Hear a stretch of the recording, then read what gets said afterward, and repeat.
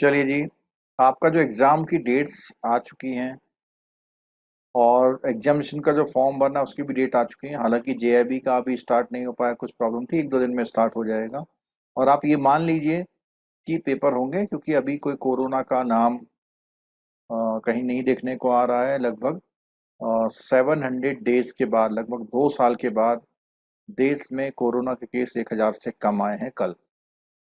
तो हो सकता है कि अगर इस तरह कंट्रोल में रही पोजीशन, तो हमारे वहाँ जो है एग्ज़ाम जून जुलाई वाले बिल्कुल शेड्यूल्ड होंगे। और सीआईबी वालों के लिए समय बिल्कुल एक्यूरेट समय है। मीन्स आप स्टार्ट कर दीजिए, डेली पढ़िए, 1 से 2 घंटा डेली पढ़िए। एग्जामिनों में थोड़ा बढ़ा दीजिए, छुट्टियों के दिन थोड़ा और बढ़ा दीजिए। इस तरह करके हम लोग सीआईबी को कंप्लीट कर सकते हैं। देखिए, हमारा बैच तो पहले स्टार्ट हो चुका था और मार्च के शुरू में 5-7 क्लासेस भी हो चुकी थी। तो जिन लोगों की क्लासेस छूट गई है मोबाइल ऐप में, उनको मिल जाएंगे। और हो सकता है उन क्लासेस की रिवीजन भी क्लास मिल जाएगी। ठीक है। लेकिन आज से जो टॉपिक हम लोग ले रहे हैं, आप वहाँ से भी शुरू करिए। आप हमारे साथ पैरेलल बने रहिए। कोशिश करिए पढ़ने की, समझने की, नोट्स बनाने की, अंडरलाइन करने की, कॉन्सेप्ट क्लियर करने की, डिस्कस करने की और एमसीक्यू करने की। लेकिन एमसीक्यू करने से पहले टॉपिक को एक बार थॉरोली पढ़ना और समझना जरूरी है।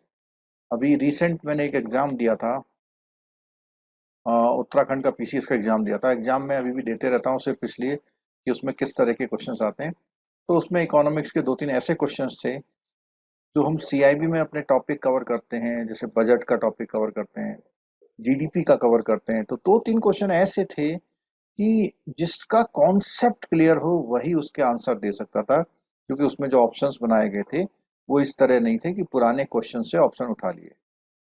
अगर आपका कॉन्सेप्ट क्लियर है तो आपको क्वेश्चन को सॉल्व करने में हेल्प मिल जाएगी। ठीक है। तो चलिए दोस्तों, शुरू करते हैं। टॉपिक हम लोग जो शुरू कर रहे थे उस समय पर हमारे कुछ टॉपिक जो हुए थे, हमने आपका एबीएम शुरू कर दिया था। और एबीएम का पहला यूनिट हम लोगों ने खत्म कर लिया था। बहुत छोटा सा यूनिट है और बहुत जल्दी हम इस टॉपिक को कभी रिवीजन में भी करा देंगे। अदरवाइज उसकी रिकॉर्डिंग जो है कोर्स में अवेलेबल है और पेड मेंबर्स के लिए यूट्यूब में उसका यूट्यूब का लिंक भी अवेलेबल है। जो अनपेड मेंबर हैं उनके लिए उनसे रिक्वेस्ट है, अगर वो क्लास देखना चाहते हैं, डिस्क्रिप्टिव पढ़ना चाहते हैं, समझना चाहते हैं, और जो मेरा 27 ईयर का एक्सपीरियंस है बैंकिंग से रिलेटेड, उससे इन कुछ लर्निंग लेना चाहते हैं, तो उनसे रिक्वेस्ट है क्लास को पूरा अटेंड करिएगा। मेरे पास एटलीस्ट कोई भी शॉर्टकट नहीं है, क्योंकि शॉर्टकट में फिर वही रहता है कि शायद इस बार हो जाए या फिर अगले बार देख लेंगे। तो आगे से आपको पता है कि सिलेबस चेंज हो रहा है। सभी से रिक्वेस्ट है कि पूरी क्लासेस आप लोग प्रॉपरली अटेंड करें, जिससे आपको इसी बार में आपका एग्ज़ाम क्वालिफाई हो पाए। चलिए, तो टॉपिक का नाम है डिमांड एंड सप्लाई या सप्लाई एंड डिमांड। और ये टॉपिक जो है बहुत ही इम्पोर्टेंट टॉपिकों में से एक है, क्योंकि ये एक इकोनॉमिक का एक ऐसा बेसिक टॉपिक है जिसको इस टॉपिक के बारे में पता है वो बहुत सारी जो इकोनॉमिक प्रॉब्लम्स है उनको कर पाता है, उनसे लाइफ में अपना पैरेलली मैनेज कर पाता है अपनी जो इकोनॉमिक की प्रॉब्लम्स हैं। ठीक है। तो लास्ट टाइम क्लास हमने ली थी, मैं एक क्वेश्चन पूछ रहा हूँ आप लोगों से कि आपको बताना ये है कि इकोनॉमिक में एग्जैक्टली प्रॉब्लम है क्या है।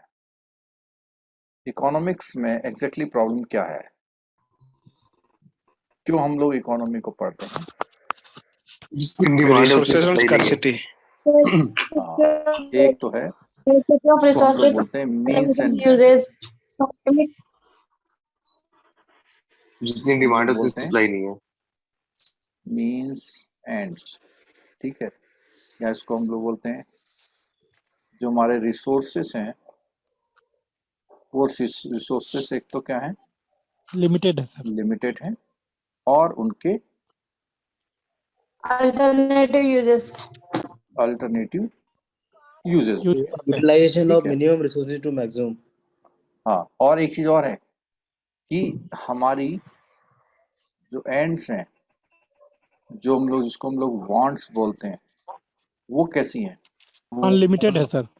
अनलिमिटेड। ठीक है। तो ये जो प्रॉब्लम्स है, इस प्रॉब्लम की स्टडी को ही हमने देखा था इकोनॉमिक्स बोलते हैं। ठीक है।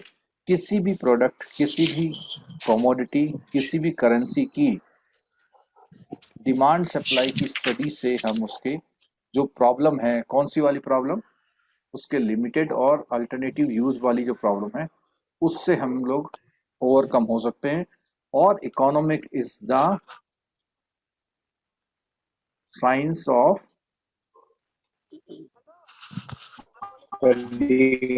क्या था, science of choice. Choice, science of choice भी है।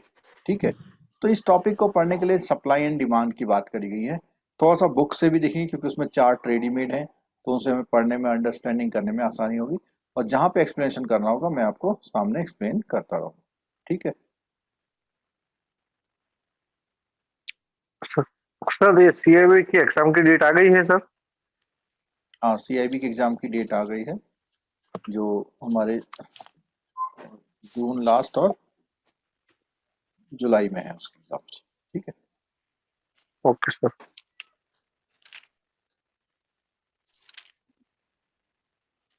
चलिए, तो यहाँ पर सबसे पहले मैं बात करूंगा डिमांड, और डिमांड के साथ एक वर्ड लिखा हुआ शेड्यूल।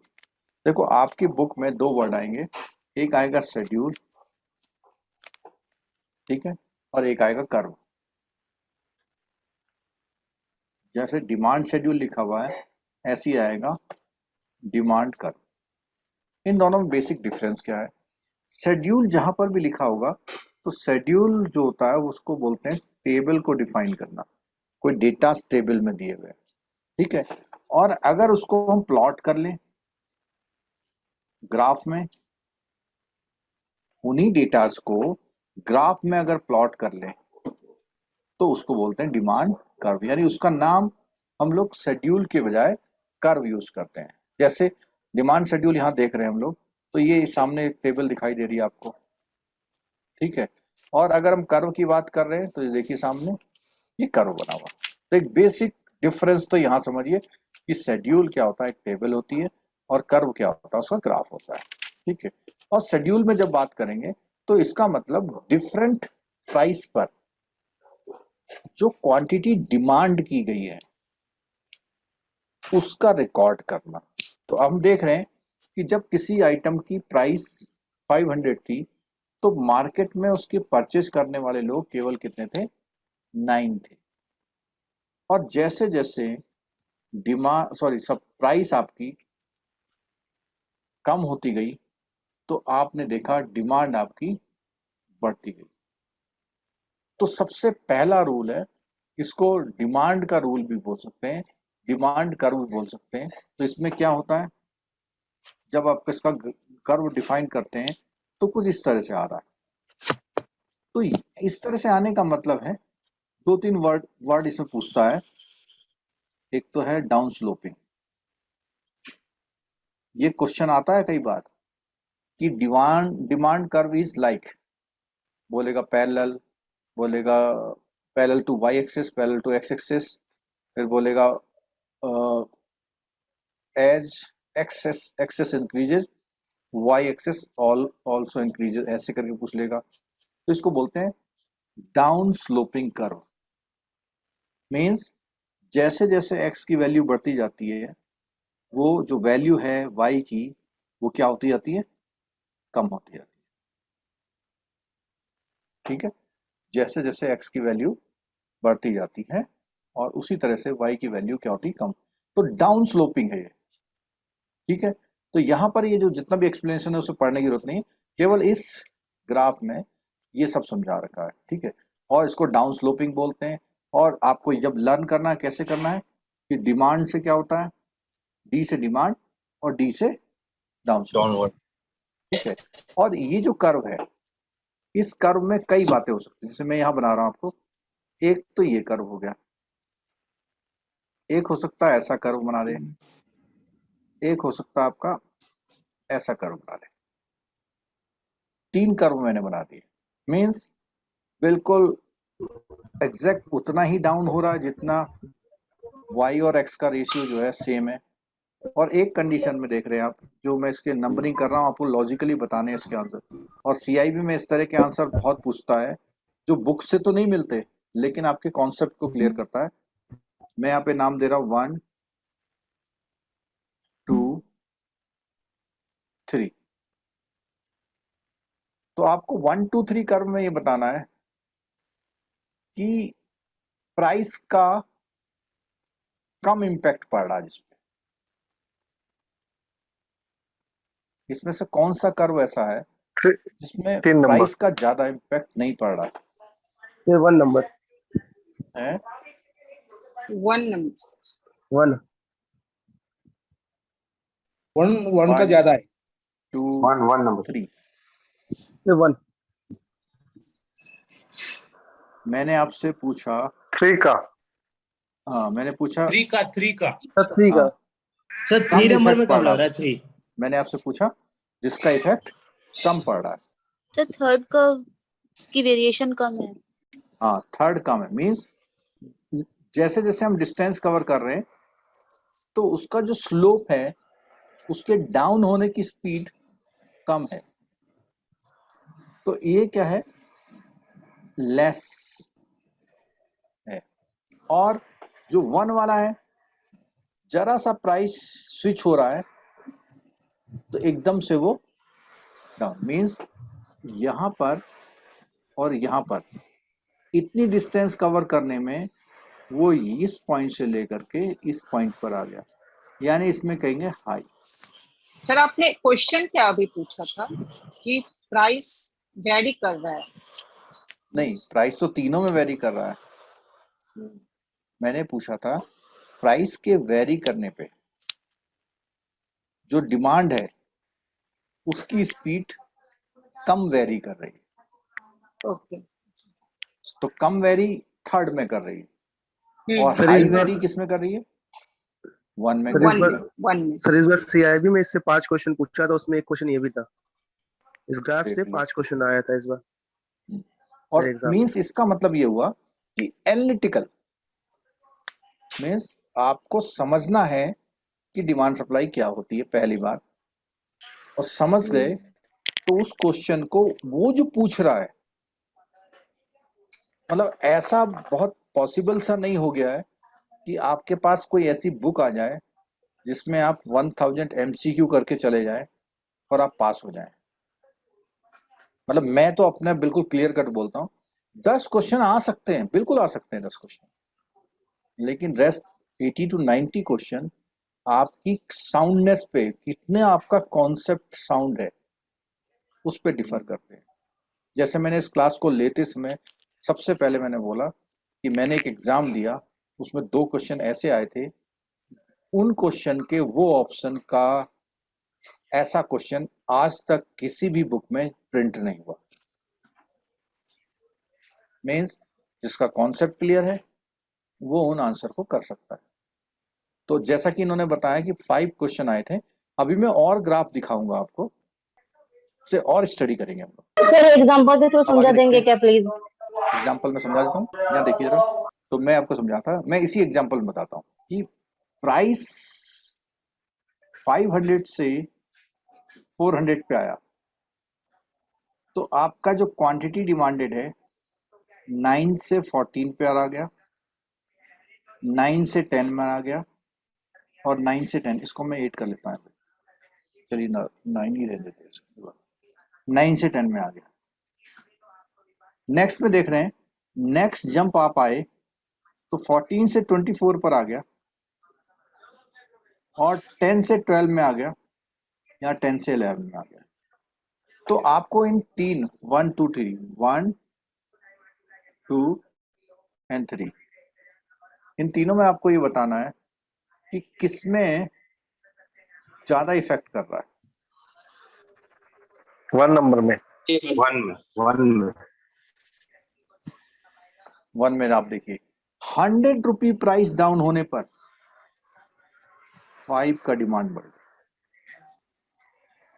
ठीक है और इसमें 9 से 10 1 का फर्क पड़ा इसमें 1 का चेंज आया अब आगे 100 रुपी फर्दर ड्रॉप में यहाँ 10 का इम्पैक्ट आ गया यहाँ 2 का आया यहाँ 1 का आया तो इसका जो मूवमेंट है वो हाई इलास्टिस है इलास्टिसिटी बोलते हैं इसको हाई इलास्टिक है इसका मॉडरेट बोल दीजिए आप लोग और इसका लो ठीक है, अब इसको इस चीज को थोड़ा सा पिक्चर में दिखाते हैं आपको, पिक्चर में और थोड़ा सा एनालिटिक हो जाएगा आपका।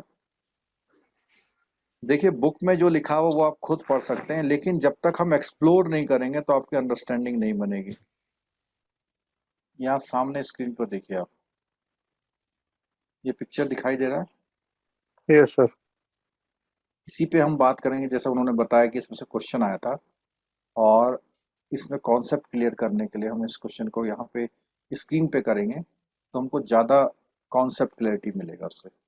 अभी हम ग्रेजुअली क्लास को बहुत लंबा नहीं करेंगे, धीरे धीरे करके आपको हैबिट में लेके आएंगे। पहले इस पे बात करते हैं हम लोग।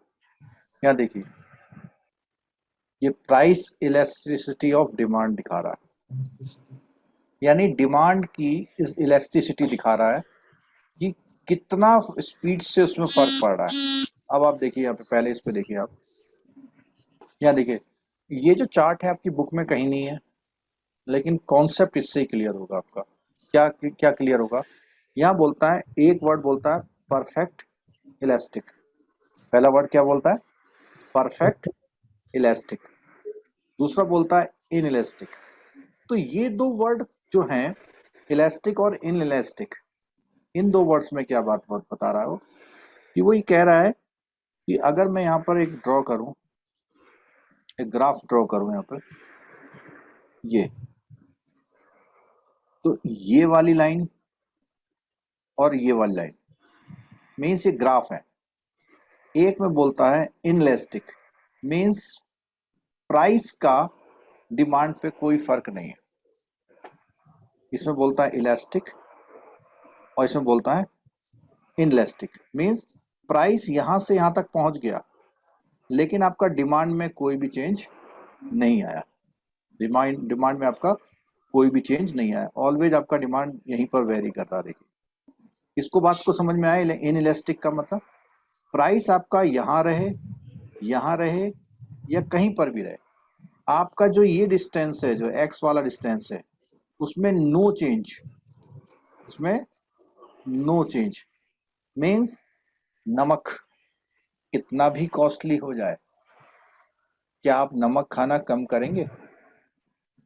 No. नहीं। इट मीन्स जो सॉल्ट है वो सॉल्ट किस कैटेगरी का आइटम है? इनइलास्टिक। इलास्टिक। वाटर। परफेक्ट। ठीक है, क्लियर हो गया?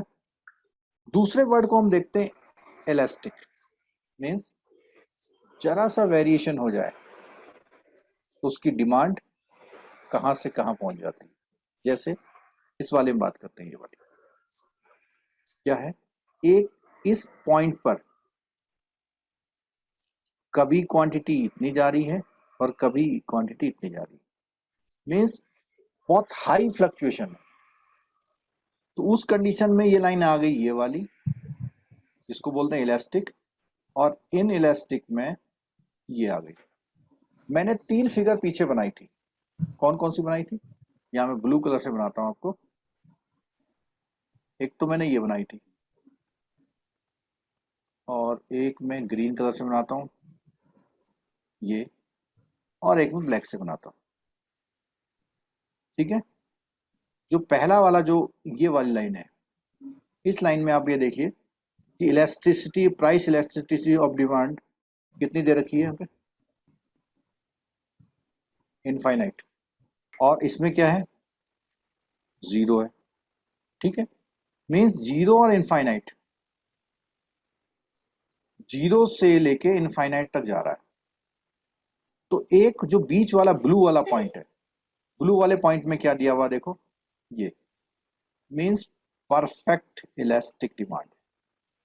1 मीन्स जिस रेशियो में प्राइस बढ़ रहा है उसी रेशियो में क्वांटिटी बढ़ रही है। It means price elasticity of demand is 1। अब आप यहां पे देखिए, 1 से अगर आप 0 की तरफ जाएंगे तो क्या हो जाएगा? Less than 1। और ये जो ब्लैक वाला है ये क्या हो जाएगा? Greater than 1। ठीक है, तो आप ये देखिए ग्रेटर देन 1 यहां लिखा हुआ है। आपका जो ग्राफ है ग्रेटर देन 1 में थोड़ा सा स्लोपी है, ठीक है। तो यहां पर इसकी जो इलास्टिसिटी की जब बात आती है तो इसकी इलास्टिसिटी क्या है, ग्रेटर देन 1 है, और इसकी इलास्टिसिटी क्या है, ग्रेटर स्मॉलर देन 1 है। मींस हाई मूवमेंट का मतलब क्या हुआ,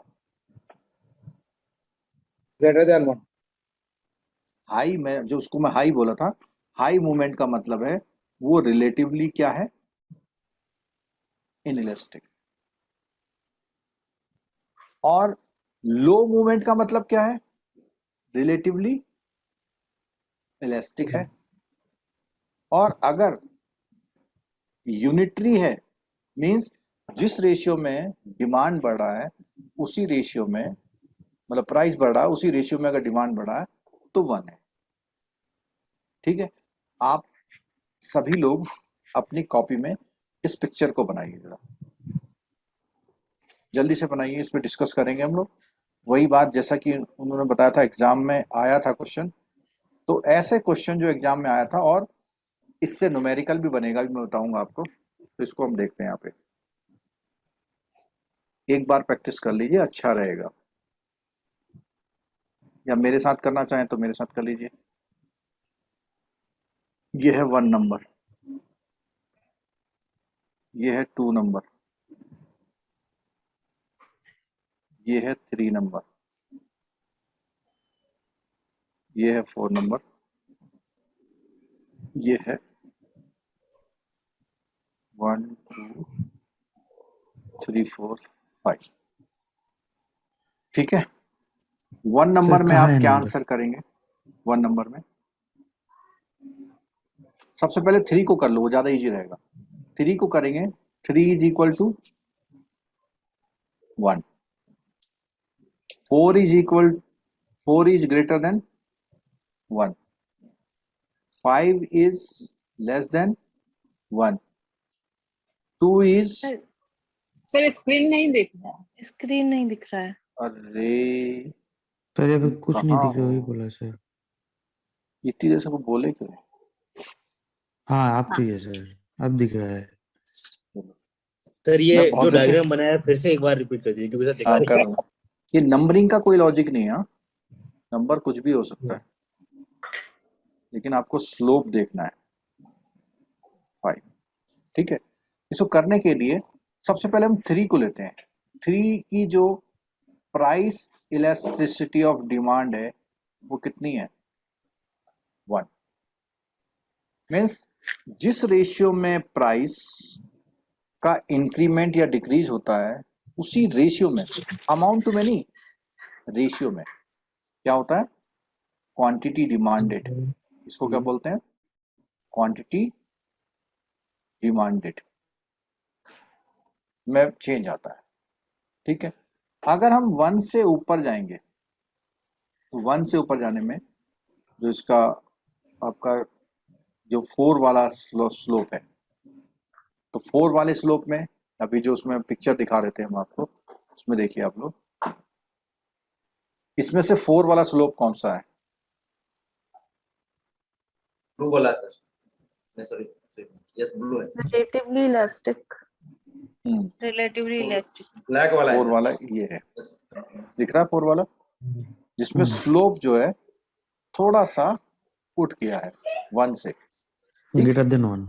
हाँ ग्रेटर देन 1, ये क्या है हमारा, ग्रेटर देन 1। तो इसमें क्या हो जाएगा हमारा, greater than 1।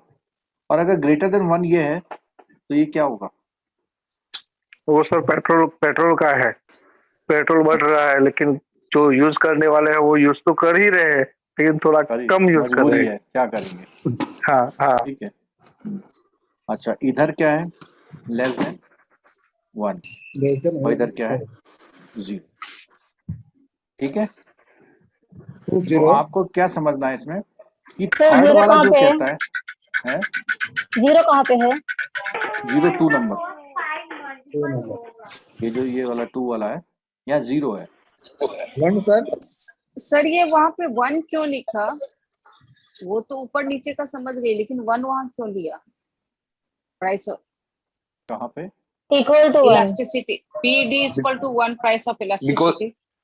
Because ratio same जा रहा है इसलिए 1 लिखना शायद। सर वो रेशियो कैसे सेम जा रहा है, ये नहीं समझा। वो रेशियो बताता हूँ सेम मैं, रेशियो एक बता रहा हूँ, एक सेकंड मुझे बताता हूँ। ये कहीं इससे कंफ्यूज तो नहीं कर रहे आप कि ये 1 क्यों लिखा हुआ है?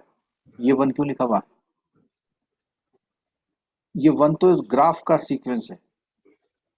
नहीं मैम 1 कह रही है नंबर, ये 3 के बाद में अच्छा बगल में 3 जो में 1 इक्वल है क्यों है तो ना, भी बोल ठीक रहे है ये हैं बस सर। बताता हाँ हूँ, हाँ बता ये देता हूँ। सर। यहाँ पर है 10, 20, 30, 40, 50। यहाँ पर है 500, यहाँ पे है 1000, यहाँ पे है 1500, यहाँ है 2000, ठीक है। सपोज कीजिए कि 500 प्राइस पर 10 क्वांटिटी है, एक ग्राफ आ कम है ना, तो 200 पर होगा 2000 पर 10 क्वांटिटी, 1500 पर 20 20, 1000 1000 पे पर 30 30, 5 पर ये 40। और 0। तो ये लाइन आई। अब मैं इसको प्रैक्टिकल बता रहा हूँ, ये न्यूमेरिकल से रिलेटेड बात बता रहा हूँ आपको मैं, कि आप रेशियो देखो यहाँ पर कितना चेंज हुआ,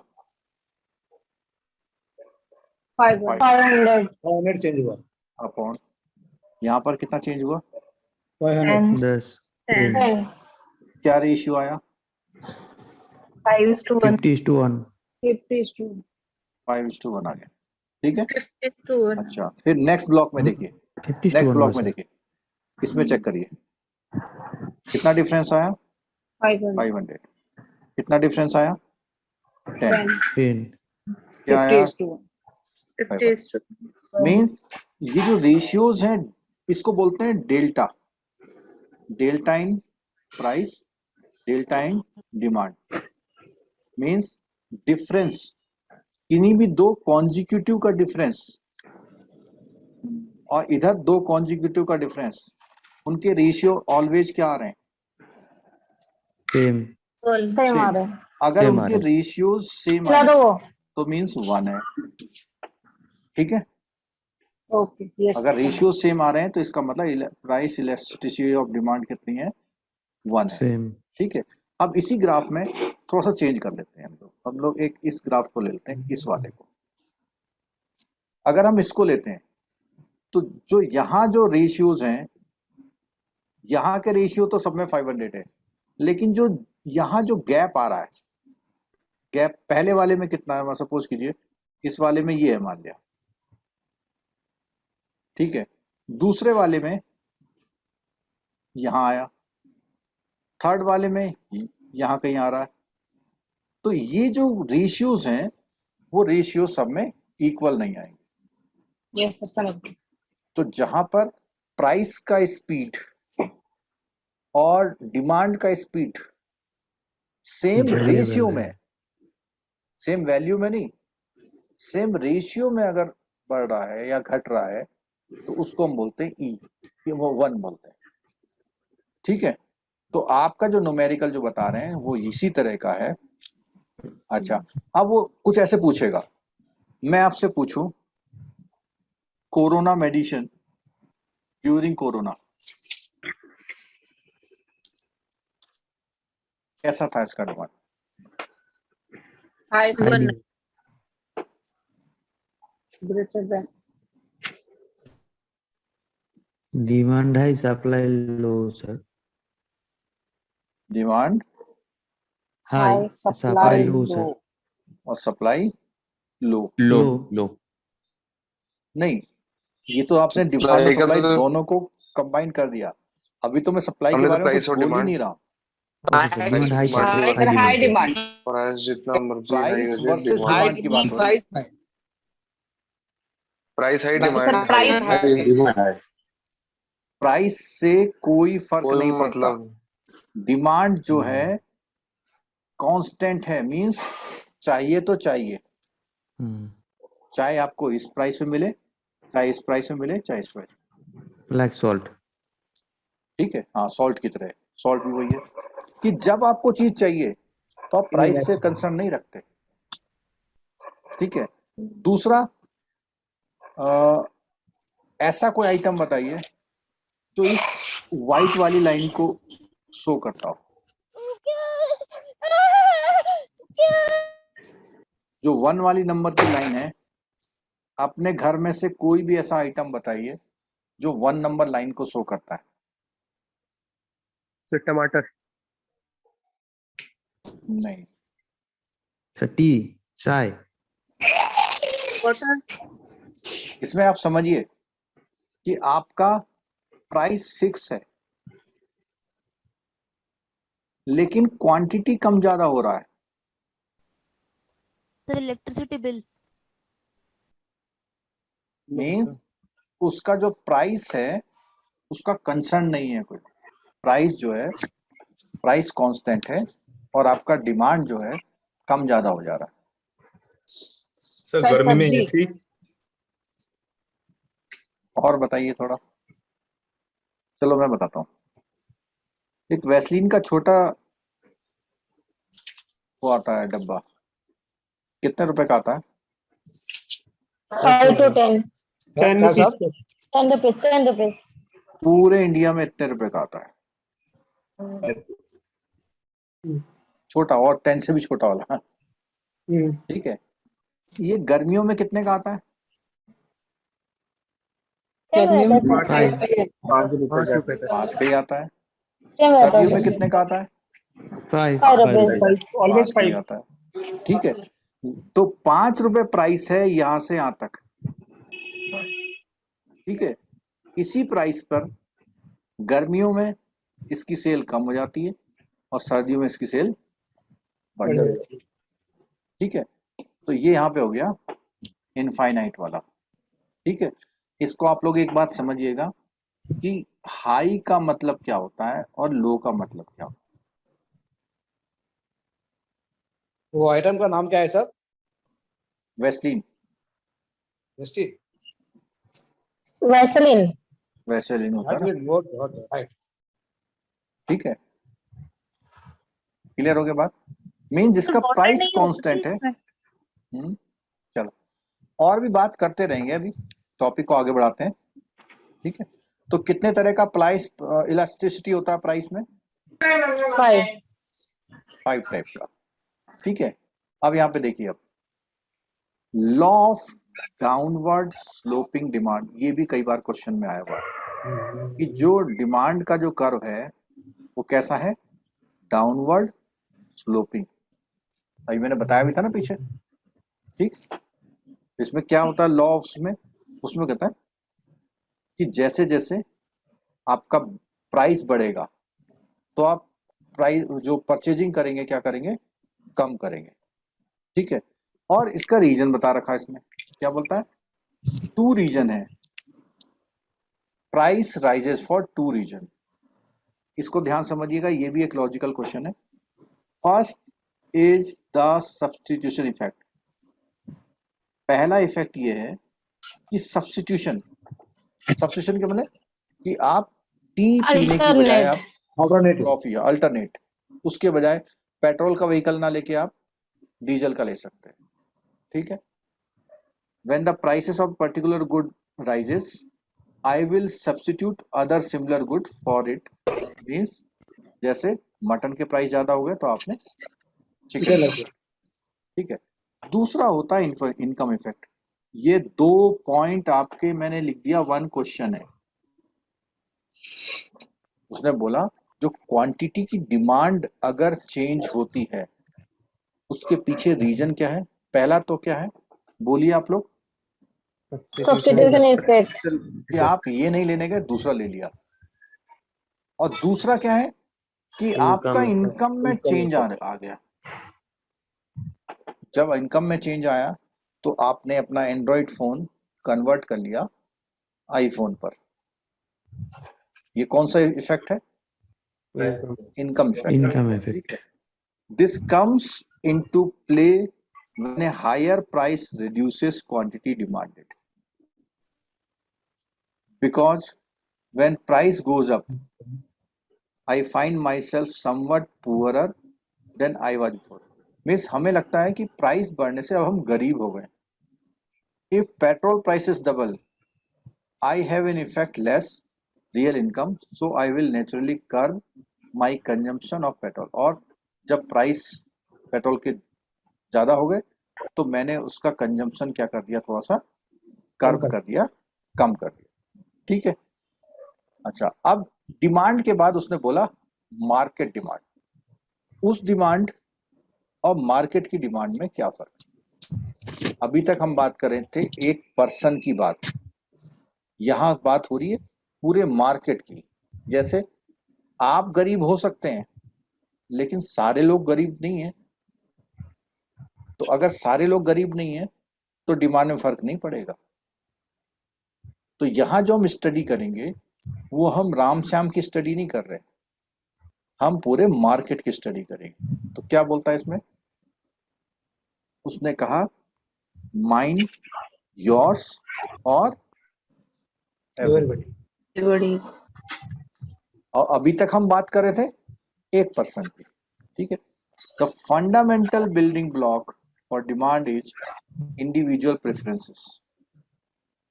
however in this chapter we will focus on the market demand. तो वो कह रहा है कि हम लोग मार्केट डिमांड पे बात करेंगे. ठीक है. और एक बात और बोली उसने, which represent the sum of all individual demand. तो मार्केट डिमांड की डेफिनेशन क्या हो गई कि जितने भी इंडिविजुअल्स हैं उनकी टोटल डिमांड को जोड़ लें, ऐड कर लें, तो कौन सी डिमांड बन जाती है, मार्केट डिमांड. Market demand. ठीक है. यहाँ पर वही बता रखा है कि डाउनवर्ड स्लोपिंग कर्व डिमांड का क्या होता है. ठीक है. एक इंपॉर्टेंट क्वेश्चन यहाँ से आएगा कि डिमांड जो होती है उसके पीछे कौन से फोर्सेस होती हैं, forces behind the market demand. कौन कौन से पॉइंट हैं जो डिमांड को इफेक्ट करते हैं, डिमांड में चेंज लाते हैं. बहुत इंपॉर्टेंट पॉइंट है, अलर्ट हो जाइए, ध्यान से सुनिए. पहला पॉइंट क्या है,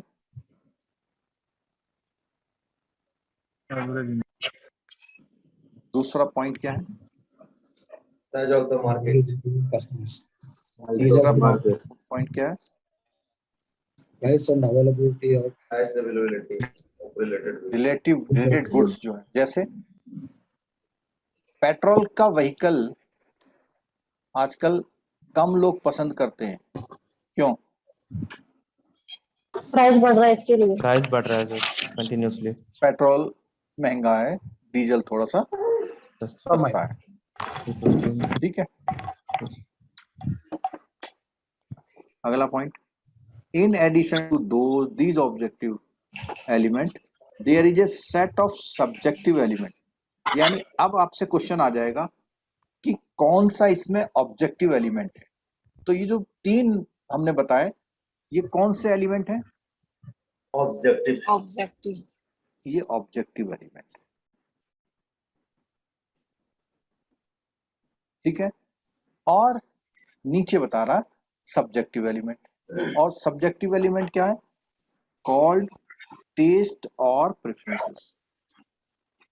दुनिया में कुछ भी हो जाए, अगर आपके प्रेफरेंसेस आईफोन लेने की है तो आपकी सैलरी कितनी हो, आपको नीड कितनी हो, वो सब साइड में चली जाती. तो इस तरह की एलिमेंट को क्या नाम दिया इसने आंसर बुक में, क्वेश्चन में, सब्जेक्टिव. एलिमेंट. बहुत ध्यान से समझिएगा.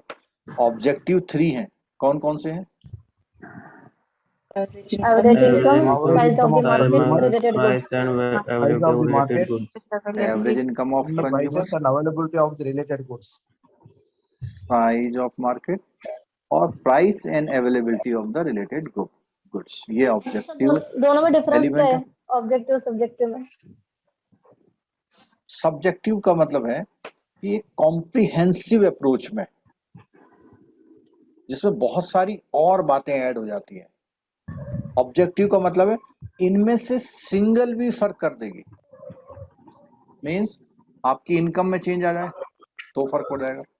Size of market, size of market मतलब कोई आइटम बहुत बड़ी पॉपुलेशन में सेल हो रहा है, उससे भी मार्केट की डिमांड इफेक्ट हो जाती है।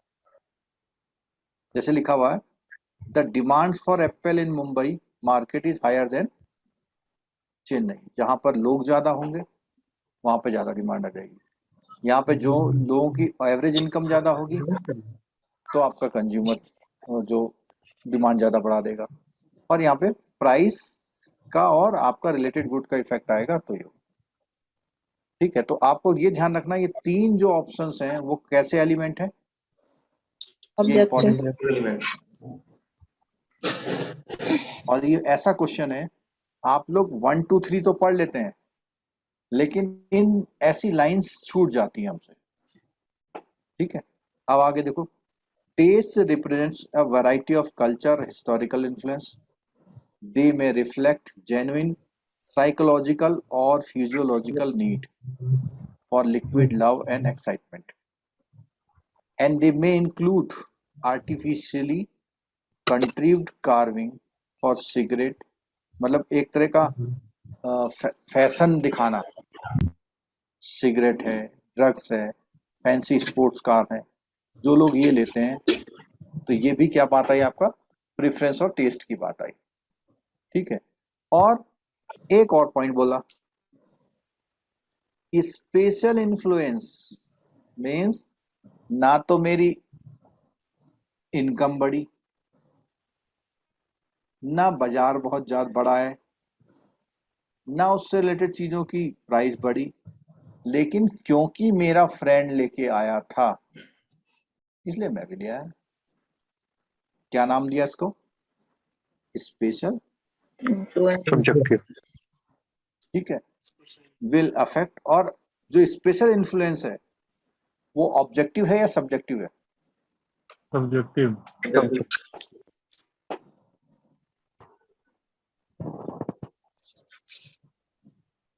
बोलिए।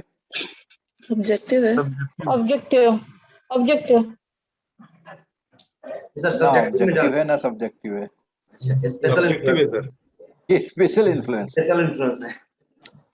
ठीक है, ये ना ऑब्जेक्टिव है ना सब्जेक्टिव, मीन्स कोई लॉजिक नहीं है इसके पीछे। ना तो आपका मन कर रहा था, ना आपका टेस्ट था, ना आपकी प्रेफरेंस थी, ना आपकी सैलरी बढ़ी, ना आपका अल्टरनेटिव जो यूज था वो हुआ कुछ, ना मार्केट का साइज बढ़ा। अब आप लोग एक एक एग्जांपल दे दीजिए इस बात का।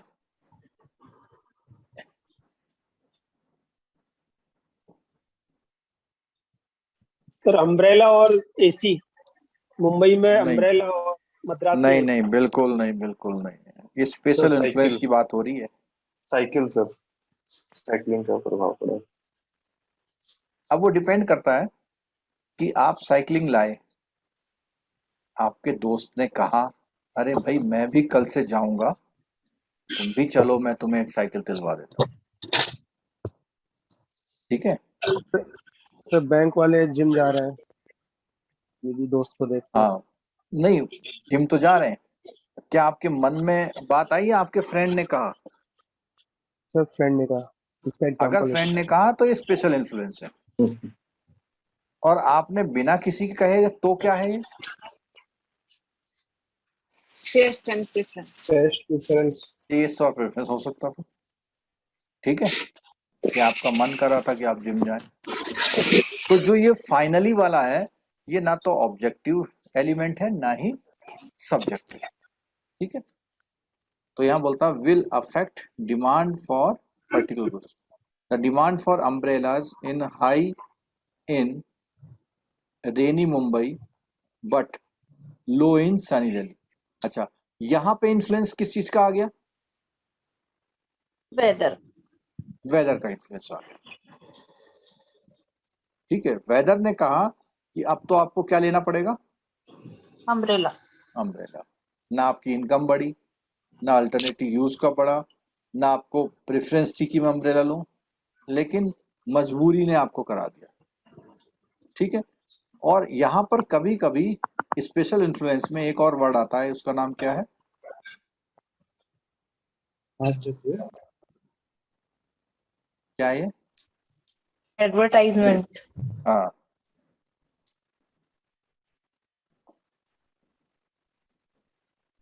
आपने देखा होगा कि आपके मोबाइल पर अचानक आया कि फ्लिपकार्ट की सेल चल रही है और आपने बस क्लिक कर दिया, ऐसे ऐसे किया तो उसमें आपको घड़ी दिख रही है 449 की, आपको कहा अरे ले लो, ले लिया। तो ना आपकी प्रेफरेंस थी ना टेस्ट था, लेकिन थोड़ा सा इन्फ्लुएंस हो गया आप। सेल होना, सेल भी क्या है, एक इन्फ्लुएंस का एग्जांपल है। ठीक है, तो ये 5 हमारे फैक्टर हैं जो क्या करते हैं, हमारी जो मार्केट की डिमांड को, ये फोर्सेस हैं जिससे मार्केट डिमांड प्लस माइनस होती है। ठीक है, कौन कौन सी हैं? ऑब्जेक्टिव में कौन कौन सी हैं? Average income of सब consumers. लोग बोले जोर जोर से। Average of income. Average income of consumers. Size of Average market, income, size of market, Availability availability of of This is related availability of objective. और सब्जेक्टिव में क्या है? taste or preference. Taste or preferences. and taste preference. और preferences हैं। और finally क्या है? Special. Special Influences. ठीक है, चलो अभी इसमें जो स्पेशल फाइनली वाले में एक और लिखा, in addition expectations about future economy condition, ये भी एक पॉइंट आ गया। ठीक है, कि कल को क्या होने वाला है, उससे भी आप लोग डिमांड बढ़ा देते हैं। Particularly prices may have an important impact on demand. तो अगर किसी चीज के प्राइस बढ़ने वाले हैं तो आप उसकी डिमांड क्या कर देते हैं? बढ़ा देते हैं। बढ़ाते हैं। 5G ठीक है, example. चलो हाँ। है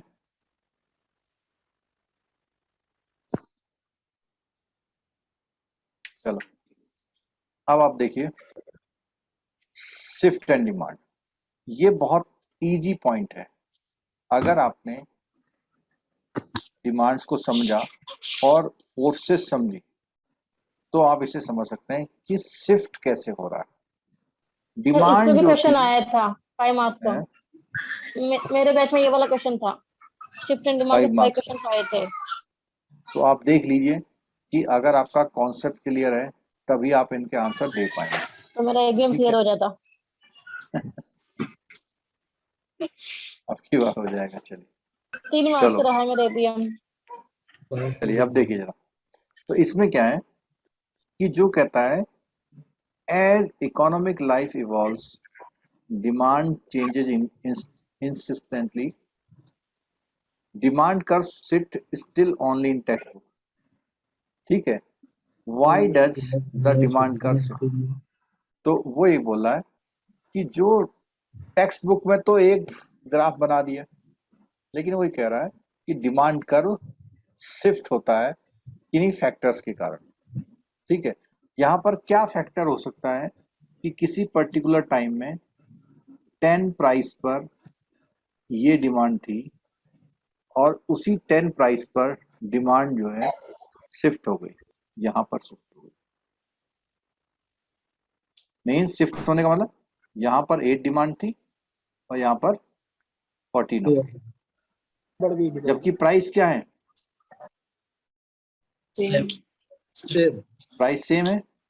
तो यहाँ पर 8 की डिमांड हो रही थी, यहाँ पर 14 की हो रही है। मीन्स अगर आपकी क्या बढ़ जाए, इनकम बढ़ जाए, पहले आपका सैलरी 50,000 था, अब 70,000 हो गया, तो इसी प्राइस पे आपने एप्पल लाना ज्यादा कर दिया। ठीक है, तो इससे क्या हुआ? आपका जो ओरिजिनल वाला डिमांड कर्व था डी, उसका नाम D1 और D2 हो गया। ठीक है, तो इसमें बोलता है because influences other than goods price change let us. तो अब मैंने बोला यहाँ पे कि गुड्स के प्राइस चेंज नहीं हुए, लेकिन आपकी क्या बढ़ गई? Demand, due to income. Income increase. ठीक है, let work so an example इसमें दिया हुआ, we know that the average income of Indians rose यहाँ पर बढ़ गई, ठीक है, because there is powerful income effect in the demand for automobile, और उसकी वजह से हमारे इंडिया में ऑटोमोबाइल्स की सेल्स बढ़ गई। अब यहाँ बोलता है किसी की एवरेज इनकम कितने परसेंट बढ़ गई, ठीक है, और 10% एवरेज इनकम बढ़ने से जो क्वांटिटी डिमांडेड है वो कितने हो गई, 10 मिलियन से, 12 million. ठीक है, 10 मिलियन से कितने हो गई, 12 million. 12 मिलियन, ठीक है। और यहाँ पर देखिए, this would is shift in the demand curve because in quantity demanded reflects factor other than the goods. और इसमें एक बात ध्यान रखना हमेशा कि गुड्स के प्राइसेस से इसका कोई भी कंसर्न नहीं है। ये जो शिफ्ट हो रहा है ये प्राइसेस से नहीं हो रहा है। प्राइसेस से, प्राइस चेंज होने से क्या होता है, अगर हम प्राइस चेंज करेंगे तो क्या बनता है पता है, कर्व बनता है, कर देंगे। लेकिन अगर इनकम चेंज होती है तो क्या होता है, शिफ्ट होता है। डिमांड इस चीज शिफ्ट को समझ लीजिए, हाँ इसको समझ लीजिए, शिफ्टिंग अलग चीज है और कर्व अलग चीज है। कर्व होता है डिफरेंट प्राइस पर ग्राफ को ड्रॉ करना, 2 पर क्या है, 4 पर क्या है, 6 पर क्या है, 8, 10, 12, 14। अगर आप इन डिफरेंट पॉइंट पर ग्राफ ड्रॉ कर रहे हैं तो उसको कर्व बोलते हैं, ठीक है। लेकिन किसी पर्टिकुलर प्राइस पर अगर आपका एक और डिमांड निकल आए due to certain other impact, तो उस चीज को हम बोलते हैं शिफ्ट इन डिमांड। क्या बोलते हैं, शिफ्ट इन Demand. ठीक है, क्लियर हो गया। Okay. अब आपके लिए छोटा सा होमवर्क है, होमवर्क ये है, अगर आपको टॉपिक्स को अच्छी तरह करना है तो एक तो जो हमने 2 पेज या 3 पेज वो किए हैं उनको पढ़ लीजिए। कल हम इसका कवर करेंगे सप्लाई कर्व, ठीक है। इस टॉपिक में जो हमने आज किया, एक तो हमने डिमांड शेड्यूल पढ़ा, डिमांड कर्व पढ़ा, और डिमांड को जो फोर्सेस हैं जिनसे डिमांड में इफेक्ट आता है वो पढ़ी। 3 तरह की जो थी वो ऑब्जेक्टिव एलिमेंट थे, और कुछ सब्जेक्टिव थे, और कुछ थे स्पेशल फीचर इन्फ्लुएंस, Influences. ठीक है। उसके बाद हमने इस टॉपिक में क्या पढ़ा कि एक डिमांड कर्व किन रीजन से शिफ्ट होता है। तो बताएंगे कि डिमांड कर्व किन रीजन से शिफ्ट होता है, income Income change. Income change, income change होने से। और ये जो ग्राफ शिफ्ट हुआ है ये बोथ साइड होता है, ऐसा नहीं कि एक ही साइड होगा। मींस कि ये जो कर्व है इधर भी आ सकता था, इधर कब आता, सर जब ओनली हमारी इनकम क्या होती ओनली और इनकम से नहीं decrease होती होता है ना तो सर। Decrease हो जाता है, सर ओनली इनकम से नहीं होता है ना सर। जैसे आपने वो वैसलीन का एग्जांपल दिया था तो वो हाँ उसमें प्रेफरेंसेस से भी आ सकता है, लोगों की प्रेफरेंसेस चेंज हो जाए अचानक, सर सब्स्टिट्यूट होने से भी तो होता है ना शिफ्ट इन डिमांड होता कर्व। है, बिल्कुल होता है, बिल्कुल सब्स्टिट्यूट होने से भी होता है। मींस आप गवर्नमेंट की पॉलिसी चेंज हो जाए, गवर्नमेंट कहेगी कि हम जो है पेट्रोल खरीदने वालों को गिफ्ट कूपन देंगे, तो आप उसी प्राइस पे ज़्यादा पेट्रोल खरीद के ज़्यादा यूज़ करने लग जाएंगे। तो इसमें एक बात लिखी हुई है, जो अभी आपका पॉइंट उठाया उसमें मैं एक ही बात कहना चाहूँगा, because influences other than goods prices. Means इसके अलावा कोई अगर भी प्राइसेस इफेक्ट के हुआ, अलावा अगर कोई भी चेंज डिमांड पे होता है तो डिमांड में शिफ्ट हो जाता है। डिमांड पे नहीं होता ना, डिमांड पे नहीं होता। डिमांड के कर्व में डिमांड करो और डिमांड पे एनी अगर चेंज चेंज हो इन रहा है प्राइस विल तो वो तो प्राइस से ही होता है, लेकिन हम कह रहे हैं सर कर्व दूसरा बन सर जाए अगर पूरा। सर अगर साइकोलॉजिकल मार्केटिंग किया जाएगा, मान लीजिए कल बोलेगा कोई रैनबैक्स ही बोला कि अगर इस मेडिसिन को आप खाएंगे या इस मेडिसिन को लेंगे आपको कभी भी हार्ट अटैक नहीं होगा, तभी भी तो सर डिमांड। हाँ तो आ तो गया इन्फ्लुएंसेस, ये भी क्या है, इन्फ्लुएंस आ गया उसमें। ये भी तो इन्फ्लुएंस है, बस प्राइस चेंज नहीं होना चाहिए। तो शिफ्ट इन डिमांड की बात कर रहा है, अगर प्राइस चेंज ना हो और फिर भी आपकी डिमांड चेंज हो जाए तो वो इन्फ्लुएंसेस में आ जाए। ठीक है, और एक और पॉइंट बोला हुआ, ये लिखा हुआ non price variable shift, means जो प्राइस से रिलेशन जिसका ना हो। ठीक, चलो हम लोग बहुत आराम आराम से पढ़ेंगे, लेकिन कुछ चीज छोड़ने का नहीं है बिल्कुल। कल हम लोग फिर इसी समय पे मिलेंगे, और आप लोग से एक स्पेशल रिक्वेस्ट है, तूर सर का कोई भी क्लास सुबह छोड़ेंगे नहीं जो सीआईबी से रिलेटेड है। उसका रीजन ये है कि यहाँ जो छोटा कॉन्सेप्ट समझ रहे हैं, जिसको हम पिक्चर बना बना के समझा रहे हैं, वो आपका अगर थ्योरेटिकल पॉइंट्स में आएगा तो, और सर भी समझाते हैं, तो उससे आप सबको रिलेट कर पाएंगे और कॉन्सेप्ट को अपना साउंड कर पाएंगे। ठीक है, और ये चैप्टर अगर थ्योरी आएगा तो 2 मार्क्स का आएगा, केस स्टडी आएगी इस चैप्टर में से तो 5 मार्क्स की आएगी।